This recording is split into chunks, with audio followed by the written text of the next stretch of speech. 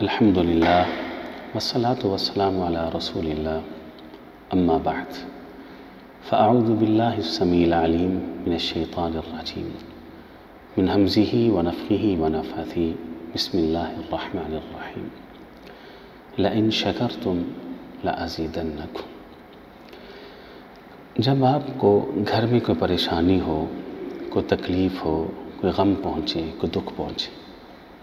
آپ بیمار ہو گئے، آپ کا کوئی بیٹا کوئی بیٹی بیمار ہے، یا آپ کو کوئی کاروباری پریشانی لاحق ہے، آپ بے روزگار ہیں، یا اللہ نہ کرے کوئی ایک مصیبت آپ کے اوپر آئی، تو اس موقع پہ آپ کو جو بڑے بڑے کام کرنے چاہیے، ان میں سے ایک کام جو بڑا عام ہے وہ یہ ہے کہ آپ اپنی اس پریشانی کو جو آپ کو آئی ایک طرف رکھ دیں، اور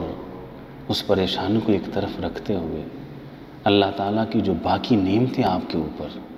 اس وقت موجود ہیں، وہ جو ماضی میں اللہ نے آپ کو دی ہیں، وہ ان نعمتوں کو یاد کریں اور اللہ تعالیٰ کے ہاں شکر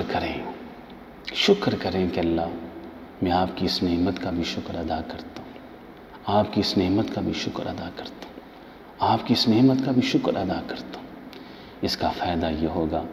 لئن شکرتم لأزیدنکم۔ جو اس موقع پہ شکر کرتا ہے نعمتوں کو یاد کر کے،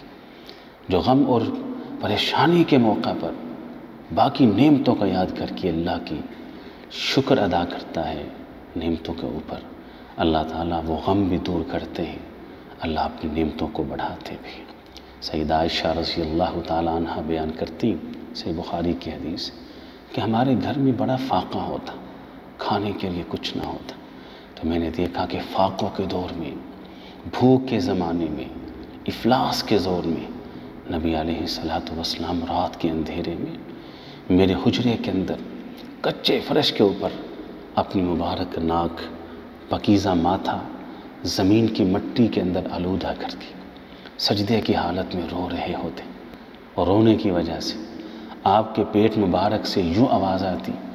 جیسے آگ پر پڑی ہنڈیا کے ابلنے کی آواز ہوتی، اور آپ اس حالت کے اندر کیا ارشاد فرما رہے ہوتے؟ آپ کہتے اللہ، میں محمد علیہ السلام سجدے کی حالت اپنی ناک، اپنے ماتھے کو مٹی میں رگڑتے ہوئے، آلودہ کرتے ہوئے، اللہ روتے ہوئے آپ کی ان تمام نعمتوں کا شکر ادا کرتا ہوں جو آپ نے مجھ کو دی ہیں، اور سچ یہ ہے کہ میں آپ کی نعمتوں کا شکر ادا کر ہی نہیں سکتا۔ اللہ کے شکر گزار بندے بنیے، نہ شکریہ نہ بنیے۔ اللہ تعالیٰ مجھے اور آپ کو شکر گزار بندوں میں شامل فرمائے۔ وآخر دعوانا الحمد للہ رب العالمین۔